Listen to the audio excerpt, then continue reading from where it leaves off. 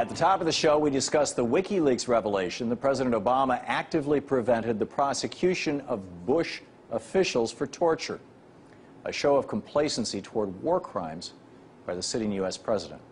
This is something we would never have known about if Wikileaks wasn't around. Just like we would never have known about our government using diplomats to spy on world leaders, including allies, in clear violation of international law. We wouldn't know about the secret war in Yemen conducted by the U.S. that has resulted in the deaths of civilians in that country.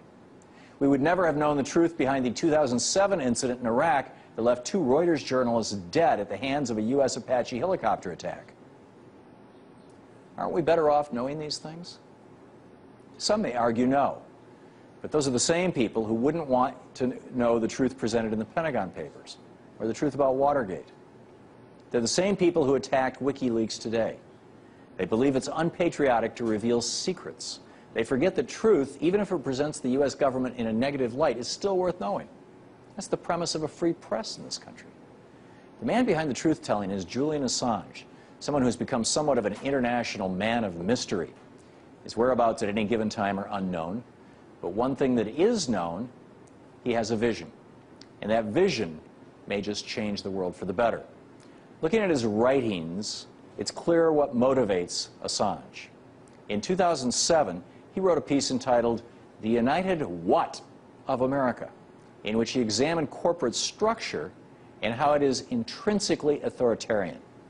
His piece is even more poignant after the Supreme Court's Citizens United decision that pretty much handed our government over to corporate rule. In Assange's words, that corporate rule looks like this. These are the characteristics of a corporation. Suffrage, the right to vote, does not exist except for landholders, shareholders. And even there, voting power is in proportion to their ownership.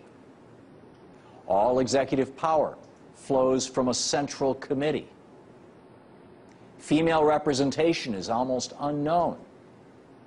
There's no divisions of powers. There's no fourth estate, no press. There are no juries, and innocence is not presumed. Failure to submit to any order can result in instant exile. There is no freedom of speech, no right of association. Love is forbidden without state approval. Just starting to sound like something, something from our distant past. The economy is centrally planned. There is pervasive surveillance of movement and electronic communications.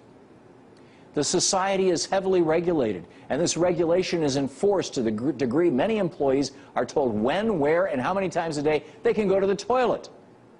This is corporate America we're talking about. There is almost no transparency, and something like the Freedom of Information Act is unimaginable. The corporate state, this state has one party.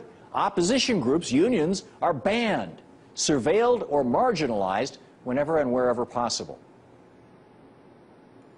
This is the path our country is on as corporations play a bigger and bigger role in politics thanks to our Supreme Court. And this is what Julian Assange is standing up against. It's the secrecy that exists within corporate rule. It's the threat to democracy, and it's the threat to freedom. Assange is the world's whistleblower, an occupation that used to be respected and applauded in America. There haven't been adversarial journalists in this country since Woodward and Bernstein and Jack Anderson back in the 70s. Whatever happens to Assange, whatever the end game is, the can of worms is already open. Copycat sites are popping up around the globe. Secrets revealed from South America to Africa. So even if he's picked up by Interpol and rots in prison or simply spends the rest of his life jumping around the globe out of touch, WikiLeaks has changed the way the world works. For all the corporations and governments, if you have nothing to hide, then you have nothing to worry about. But for everyone else, the secrets will be revealed. Transparency now rules the day, as Assange himself has stated. The aim of WikiLeaks is to achieve just reform around the world and do it through the mechanism of transparency.